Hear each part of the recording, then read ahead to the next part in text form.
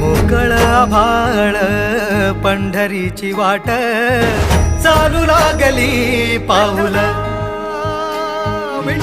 नाम गोड ओठी